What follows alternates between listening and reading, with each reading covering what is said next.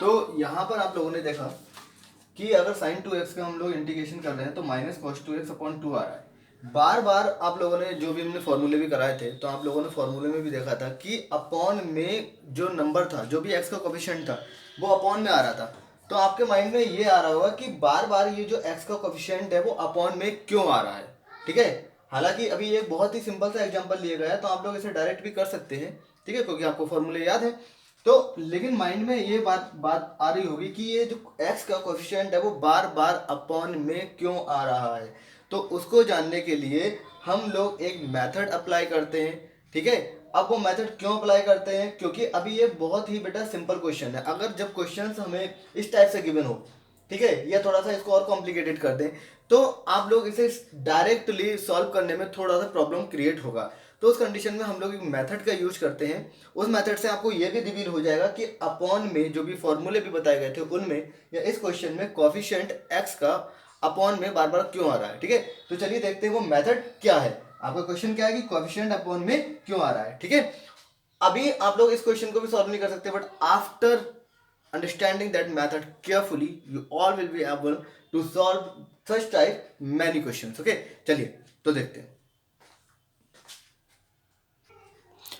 तो बच्चों जो हमारा मेथड है जो आपको ये बताएगा कि किसी भी अलजेब्रिक फंक्शन के इंटीग्रेशन में इंटीग्रल में x का कोफिशिएंट अपॉन में क्यों आता है। ठीक है, ये मेथड कहलाता है हमारा इंटीग्रेशन बाय सब्स्टिट्यूशन। ठीक है, ये मेथड सब्स्टिट्यूशन मेथड कहलाता है, यानी इंटीग्रेशन बाय सब्स्टिट्यूशन। यहाँ पर हम इंटीग्रेशन सब्स्टिट्यूशन के द्वारा करते हैं। अब जैसे कि सब्स्टिट्यूशन से क्लियर है, सब्स्टिट्यूट का मतलब क्या होता है, किसी एक चीज को दूसरी चीज से रिप्लेस करना।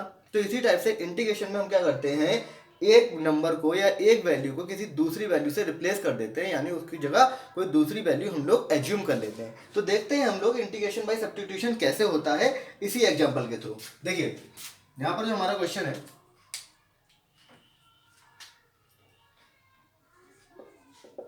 वो है इवेल्युएट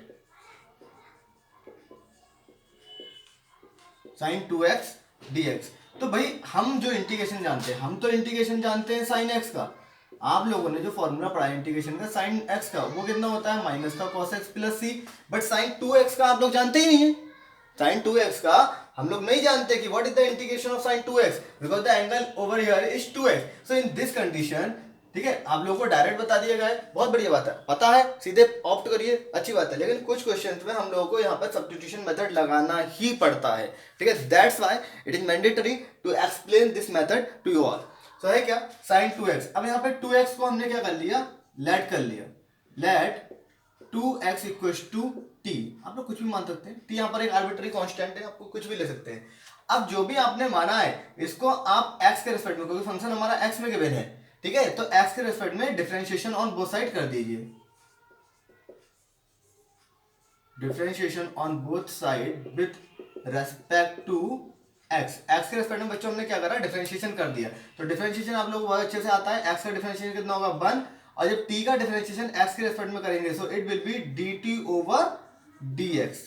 ठीक है, यहां पर हम लोग क्या करेंगे, ये आ गया dt ओवर dx, यानी इसको हम लोग लिख सकते हैं 2dx, भाई 2 बन जाए 2, dx अपॉन में इधर जाके मल्टीप्लाई में हो गया, सो 2dx इक्वल्स टू dt, यानी dx की जगह कितना आ गया dt अपॉन 2, मल्टीप्लाई में जाकर डिवाइड में हो जाएगा, dx equals to dt upon 2 आ गया, यानी in the place of dx now we can put dt upon 2। So now come to the question again, sine 2x को हमने क्या माना था भाई, t माना था, तो 2x की जगह कितना आ गया t, dx की वैल्यू कितनी आई है dt upon 2, dt upon 2, so 1 upon 2 we can take it out, so 1 upon 2, now what is left over here, sin t dt। लो भाई बात तो वही है, sin x dx था, यहाँ पे क्या था sin x dx, तभी तो x का डिफरेंशियल इंटीग्रेशन हुआ था।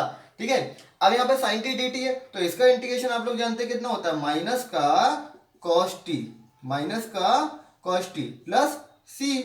ठीक है, तो माइनस बाहर ले लीजिए, cos और t, t किसको माना था आपने, t क्या माना था 2x, तो यहाँ पे क्या आ गया cos 2x प्लस सी, यानी minus cos 2x upon 2 plus C. This is your answer, minus cos 2x upon 2 plus C आ रहा है।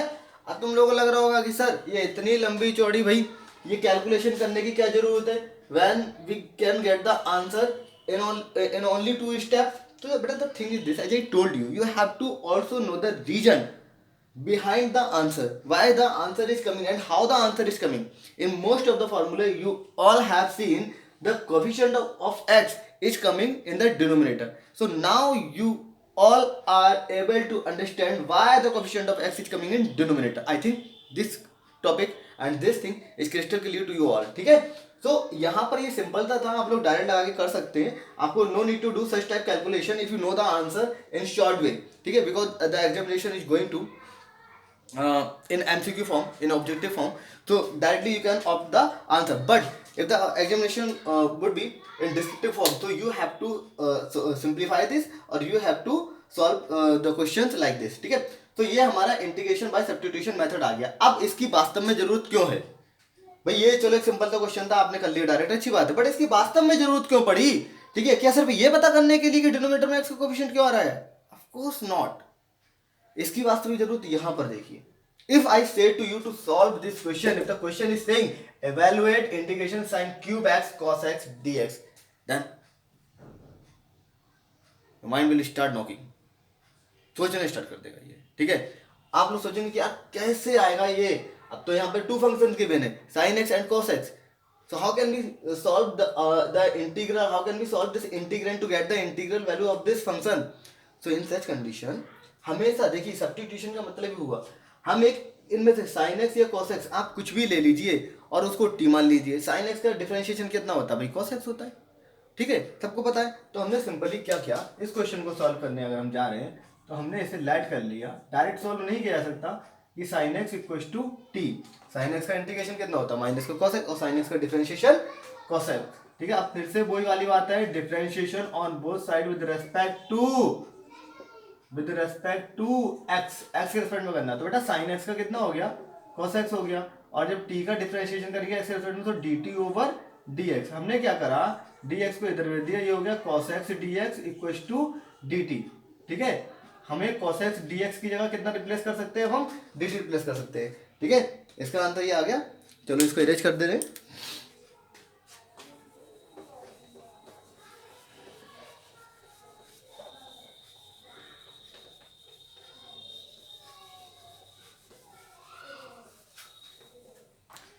तो क्या है, cos x dx की जगह हम कितना पुट कर सकते हैं? dt पुट कर सकते हैं. Again come to the question. The question is sin cube x cos x dx. okay, so what we have done, we just assumed sin x equals to t, so in the place of sin x we can write t. अच्छा, one more thing, I think this thing you already know that sin की power अगर nx है, sin nx, ठीक है, ये sin square x, sin cube x, sin nx कुछ भी है, so it can be written as sin x to the whole power n. It can be written as sin x to the whole power n. ठीक है, तो sin cube x को हम लोग क्या लिख सकते हैं? हम लोग लिख सकते हैं ना इसको sin x की whole power cube and this is cos x dx.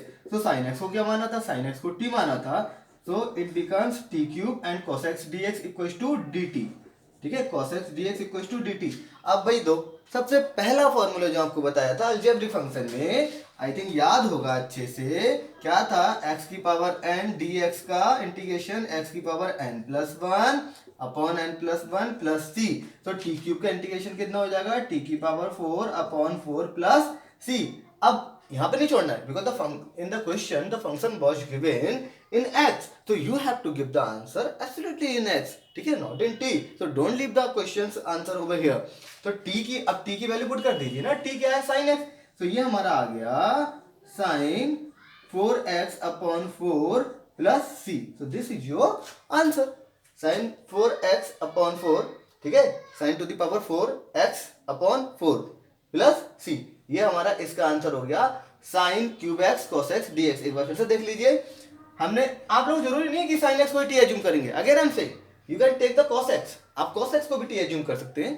ठीक है, तब आपका दूसरा आंसर आएगा. आप cos x को भी t मान सकते हैं, क्योंकि cos x का डिफरेंशिएशन कितना होता है? माइनस का sin x होता है. ठीक है, तो हमने यहाँ पे sin x को t मान लिया है. ठीक है, तो sin x के जो भी, जिसको भी हम एज्यूम करेंगे उसको डिफरेंशिएट करेंगे. Remember this thing, whatever you are assuming in the integration you have to differentiate that term. with respect to the variable, whatever the variable is given over here. ठीक है, if the here the variable is in x, so I am doing the differentiation with respect to x. If the variable is in y, so you have to do the differentiation with respect to y. Okay, तो sine x equal to t मान लिया, differentiation कर दिया x के respect में, ये हो गया हमारा cos x, और डी का जब डिफरेंशिएशन करेंगे एक्स के रेस्पेक्ट में dt ओवर dx हो गया, ये हमारा आ गया cos x dx, ठीक है, dt। हमेशा ऐसे ही करना है, यहाँ पे भी तो ये निकाला था, dt की वैल्यू निकाली थी, क्योंकि यहाँ पे हमें dx आ रहा था, यहाँ पर हमारा cos x dx आ रहा था, इसको देखते हुए हमने इसको निकाल लिया।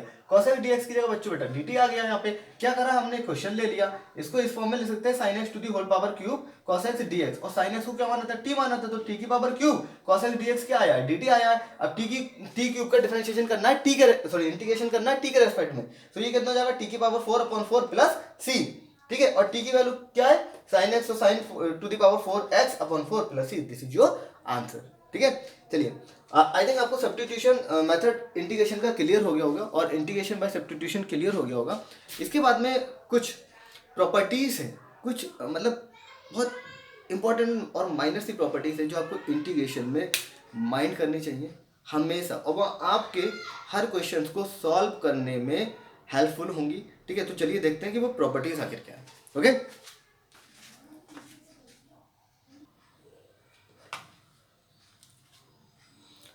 हाँ चलिए देखते हैं कुछ प्रॉपर्टीज या कुछ स्पेशल नोट्स या स्पेशल थिंग्स रिगार्डिंग इंटीग्रेशन। ठीक है, तो इसको हम यहाँ पर नोट्स के फॉर्म में प्रेजेंट कर रहे हैं, आप लोग सब ध्यान से सुनिए और समझिए, क्योंकि इन प्रॉपर्टीज और इन नोट्स को ध्यान में रखते हुए आप लोग इंटीग्रेशन के क्वेश्चंस को बहुत ही इजी और सिंपल तरीके से सॉल्व कर सकते हैं। ठीक है, चलिए देखते हैं। तो हमारा जो फर्स्ट नोट है या फर्स्ट प्रॉपर्टी है वो क्या कहती है, वो ये कहती है कि कन्वर्ट स्क्वायर और exponent term, convert square or exponent term into linear form by using multiple angle formula into linear form. These all properties you have to follow during solve the questions of integration. Okay, again I am saying this thing. So जब भी आपको बेटा कोई एक question मिले जिसमें आपको integrant क्या होता है, जिसे हमें इंटीग्रेशन करना है, ठीक है, तो जब भी आपको कोई भी इंटीग्रेंट स्क्वायर या एक्सपोनेंट यहाँ पे और लिखा देखिए, स्क्वायर में हो, क्यूब में हो, 4 में हो, 5 में हो, किसी में भी हो, इसलिए एक्सपोनेंट कर दिया है। जब भी आपको स्क्वायर या और किसी एक्सपोनेंट टर्म में मिले इंटीग्रेंट, तो आप सबसे पहले उसको लीनियर फॉर्म में कन्वर्ट करेंगे। ठीक है, convert into linear form by using multiple angle formula. भाई मल्टीपल एंगल फॉर्मूला आप क्लास 11th में चैप्टर पढ़ा होगा, कंपाउंड एंड मल्टीपल एंगल। ठीक है, तो वो मल्टीपल एंगल फॉर्मूला आपका डबल एंगल फॉर्मूला हो सकता है, ट्रिपल एंगल फॉर्मूला हो सकता है, तो वो मल्टीपल एंगल फॉर्मूला का यूज करके आप उस एक्सपोनेंट टर्म को पहले तो लीनियर फॉर्म में कन्वर्ट करें, तब आप उसका इंटीग्रेशन कर पाएंगे। क्या ये कहना चाह रहा है, समझते हैं एक एग्जाम्पल से। देखिए, अगर आपको ये बोल रहा है कि इंटीग्रेशन करना है आपको साइन स्क्वायर एक्स का, अब बताइए भाई, आपको इंटीग्रेशन पता है साइन एक्स का, जो कि होता है माइनस का कॉस एक्स प्लस सी। ठीक है, प्लस सी अंडरस्टूड होता है, अगर ना भी कहें तो समझ जाना, साइन एक्स का इंटीग्रेशन होता है माइनस का कॉस एक्स।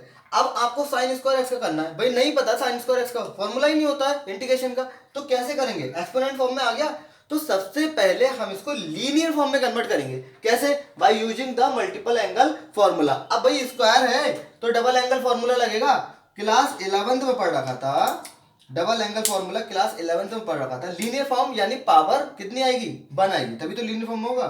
क्लास 11th में आपने cos 2a का फॉर्मूला पढ़ा था, ये होता है 1 - 2 साइन स्क्वायर a। यहाँ पे अगर x लिख दो कोई दिक्कत वाली बात नहीं है। ठीक है, सो cos 2x का फॉर्मूला कितना था, 1 - 2 साइन स्क्वायर x। तो यहाँ से साइन स्क्वायर x की वैल्यू निकालो ना, साइन स्क्वायर x की वैल्यू आएगी आपकी 1 - cos 2x होल अपॉन 2। हमने डायरेक्ट कर दिया, आप लोग इवैल्यूएट कर लीजिएगा। तो साइन स्क्वायर x की वैल्यू आ गई 1 - cos 2x upon 2, linear form में आ गया, पावर 1 हो गई, लीनियर फॉर्म में आ गया। मल्टीपल एंगल कौन सा फॉर्मूला यूज किया था हमने, डबल एंगल फॉर्मूला। ठीक है, तो यहाँ पर देखिए, अब जल्दी से साइन स्क्वायर x को आपने क्या लिख दिया, 1 - cos 2x upon 2 dx। Sine square x को हमने रिप्लेस कर दिया। ठीक है, 1/2 बेटा बाहर ले लो, 1/2 बाहर ले लिया, यहां बचा हमारा 1 - cos 2x dx। ठीक है, टू फंक्शन आ रहे हैं, एक तो एक कांस्टेंट फंक्शन हो गया और दूसरा ट्रिग्नोमेट्रिक फंक्शन हो गया। आपको बताया था अगर दो फंक्शन का इंटीग्रेशन करना हो तो दोनों फंक्शन को सेपरेट कर देते, बीच में जो भी साइन होता है वो साइन यहाँ पर आ जाता है।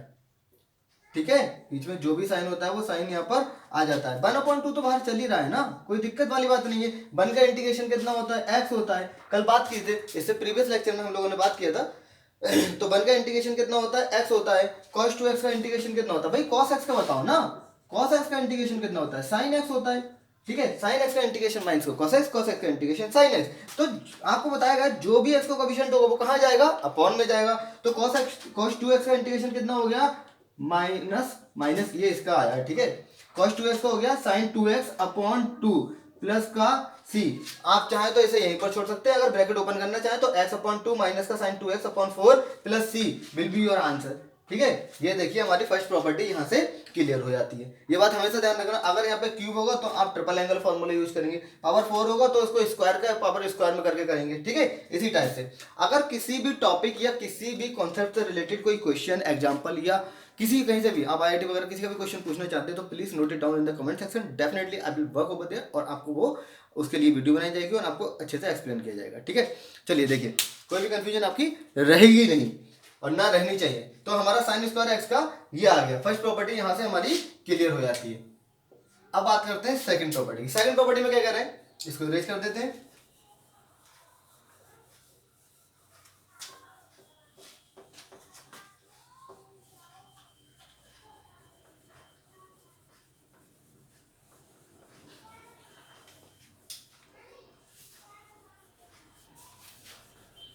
देखिए सेकंड में कह रहे हैं कि when we have sin x and cos x together,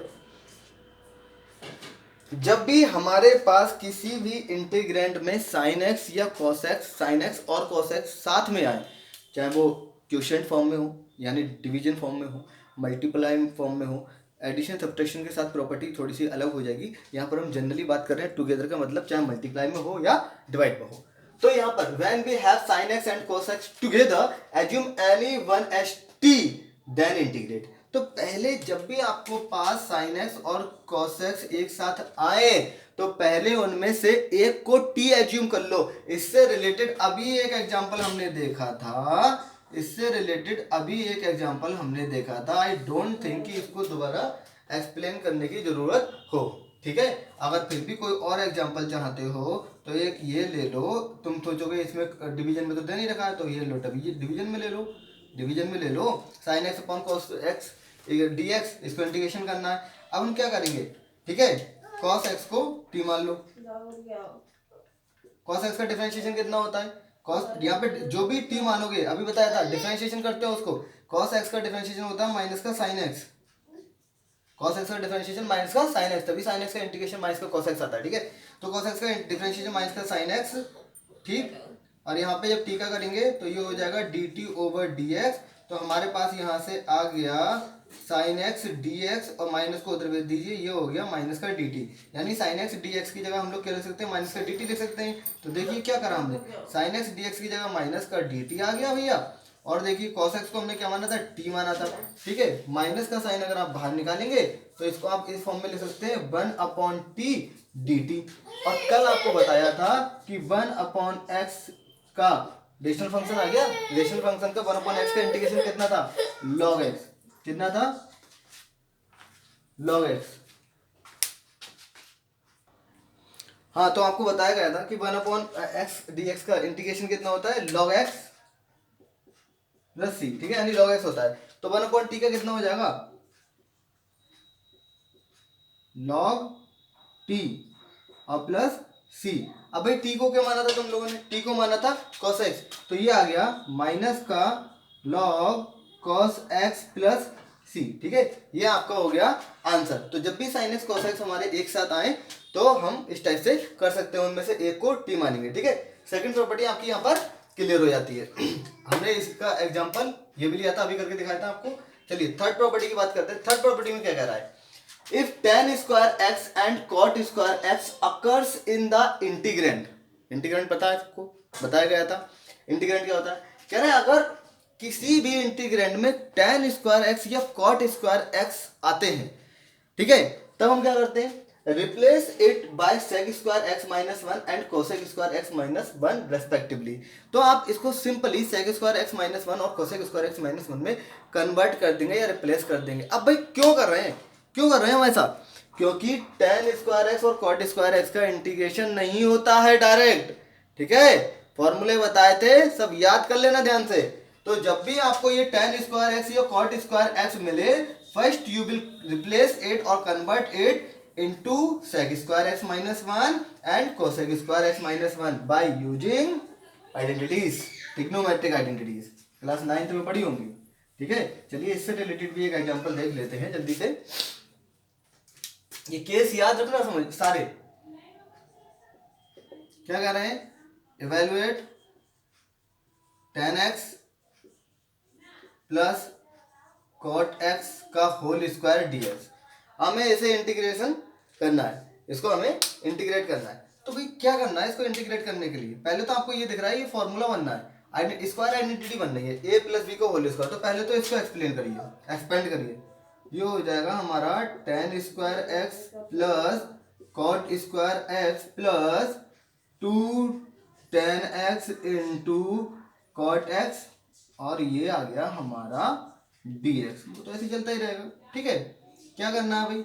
ten square x cot square x कुछ होता नहीं है, टेन एक्स को क्या करेंगे इसको हम क्या करेंगे सिंपली, क्योंकि इसका इंटीग्रेशन होगा नहीं। तो टेन एक्स को आप लोगों ने आइडेंटिटी पढ़ी होगी, sec square x minus tan square x equal to one. तो टेन स्क्वायर एक्स की वैल्यू यहाँ से निकल के आएगी sec square x minus one. तो टेन स्क्वायर एक्स की जगह हमने लिख लिया यहाँ पे sec square x minus one. इसी टाइप से इसके बाद में जो आती है cosec square x minus cot square x equal to one, वहां से हम कॉट स्क्वायर एक्स की वैल्यू निकालेंगे, वो होगी cosec square x minus one, cosec square x minus one. इसको इसको हमने रिप्लेस कर लिया यहाँ पर टू, ठीक है? टेन एक्स कॉट एक्स का रेसिप्रोकल कितना होता है? One upon tan x d x. Tan से टेन कैंसिल कर दीजिए, क्या हो गया? Sec square x.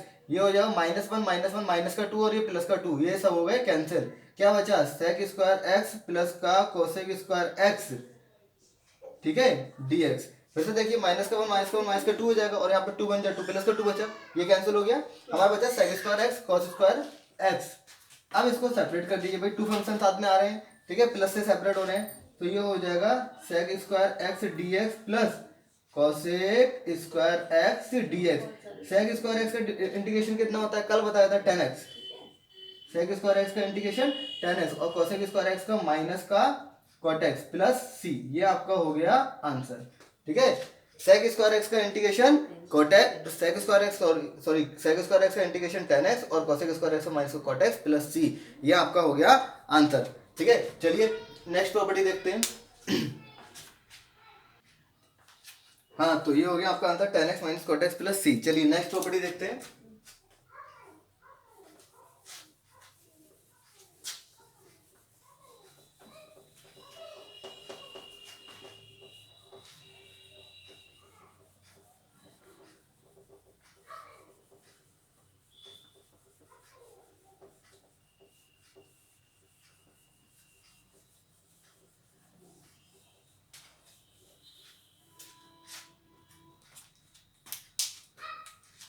तो हमारी नेक्स्ट प्रॉपर्टी क्या कहती है? देखिए प्रॉपर्टी स्टार्ट हो गई। In the case of rational function, rational function के केस में, in the case of rational function if degree of numerator is greater than equal two degree of denominator. ये condition note down कर लेना ध्यान से। If degree of numerator is greater than equal two degree of denominator perform long division. तब जब आपके पास ये condition मिले ना कि कोई रेशनल फंक्शन का इंटीग्रैंड है, रेशनल फंक्शन का इंटीग्रैंड हो और उसमें क्या है, न्यूमरेटर की डिग्री डिनोमिनेटर की डिग्री से या तो ज्यादा हो या उसके इक्वल हो। कम हो तो नहीं लगाना है, अगर कम हो तो ये नहीं लगाना है। अगर डिग्री ज्यादा है या उसके इक्वल है तब आपको क्या करना पड़ेगा? पहले लॉन्ग डिवीजन परफॉर्म करना पड़ेगा। अभी लॉन्ग डिवीजन क्या होता है, ठीक है? चलिए एक एग्जांपल से समझते हैं। वैसे क्लास 8 में पढ़ रखा होगा आपने आराम से। ये क्वेश्चन है हमारा,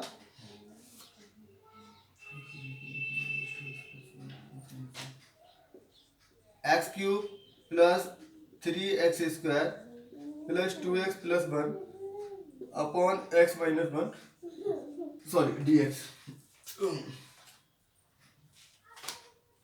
ठीक है। अब देखो यहाँ पर आप लोग देख रहे हैं न्यूमरेटर की डिग्री कितनी है भाई, 3 है, डिनोमिनेटर की डिग्री कितनी है, 1 है, यानी न्यूमरेटर की डिग्री डिनोमिनेटर की डिग्री से क्या है, ज़्यादा है, बड़ी है।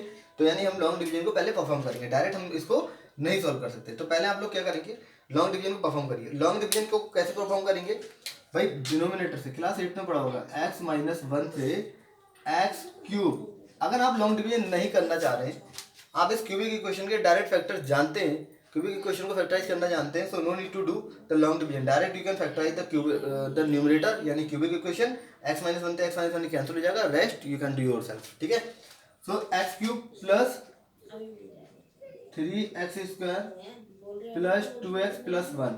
ठीक है, x माइनस 1 से डिवाइड कर दीजिए। देखिए एक्स क्यूब है, यहाँ पे x है, तो क्या करेंगे, यहाँ पे एक्स स्क्वायर लिख दीजिए, ये हो गया आपका एक्स क्यूब माइनस का एक्स स्क्वायर, कैंसिल कीजिए। ठीक है, पहले माइनस से मल्टीप्लाई कीजिए, कैंसिल कीजिए, ये हो गया आपका 4x स्क्वायर प्लस का 2x। ठीक है, हमने क्या करा, 4x से मल्टीप्लाई कर दी, 4x की x से मल्टीप्लाई होगी, ये हो गया आपका 4x स्क्वायर माइनस का 4x की 1 से हुई 1 हो गया, माइनस प्लस ये कैंसिल हो गया, ये हो गया आपका 6x और ये प्लस 1 हमने कॉपी किया, तो यहाँ पे हमने 6 से मल्टीप्लाई की थी कर दी, तो 6x माइनस का 1 मल्टीप्लाई कीजिए। ठीक है, तो ये आपका हो जाएगा 6x माइनस का 1 माइनस प्लस ये कैंसिल हो गया, यहाँ पे बचा 7 आपका रिमाइंडर बच गया। तो आप इसे कैसे लिख सकते हैं भाई, आप लोग इसे लिख सकते हैं 7 plus x square plus 4x plus 6 upon x minus 1। इस फॉर्म में लिख सकते हैं, नहीं लिख सकते? आपने इसे लिख लिया 7 plus x square plus 4x plus 6 upon x minus 1। ठीक है, चलिए आगे देखते हैं इसको, एक मिनट। हाँ तो देखिए, एक मिनट, ये थोड़ा सा उल्टा हो गया।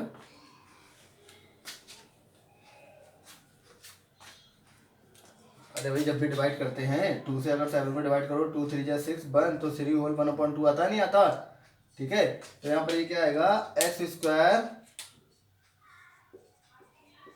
Plus 4x plus 6 plus 7 upon x minus 1, यानी इस फंक्शन को, इस वाले फंक्शन को हमने इस फॉर्म में कन्वर्ट कर लिया। ठीक है, सो देखिए अब हम इसे लिख सकते हैं कि x square plus 4x plus 6 plus 7 upon x minus 1 D x. ठीक है, अब ये सारे फंक्शन अलग अलग हो रहे हैं, सबको सेपरेट कर दी भैया। आप एक्स स्क्वायर डी एक्स लिख सकते हैं, आप 4x डी एक्स लिख सकते हैं, आप 6 डी एक्स लिख सकते हैं, आप 7 एक्स माइनस 1 डी एक्स लिख सकते हैं। ठीक है, तो देखिए भाई एक्स स्क्वायर, एक्स का इंटीग्रेशन कितना होगा, एक्स क्यूब अपॉन 3, 4 को अगर बाहर ले लें तो एक्स बचा, और एक्स का इंटीग्रेशन कितना होगा, एक्स स्क्वायर अपॉन 2, ये इंटू का साइन है। ठीक है,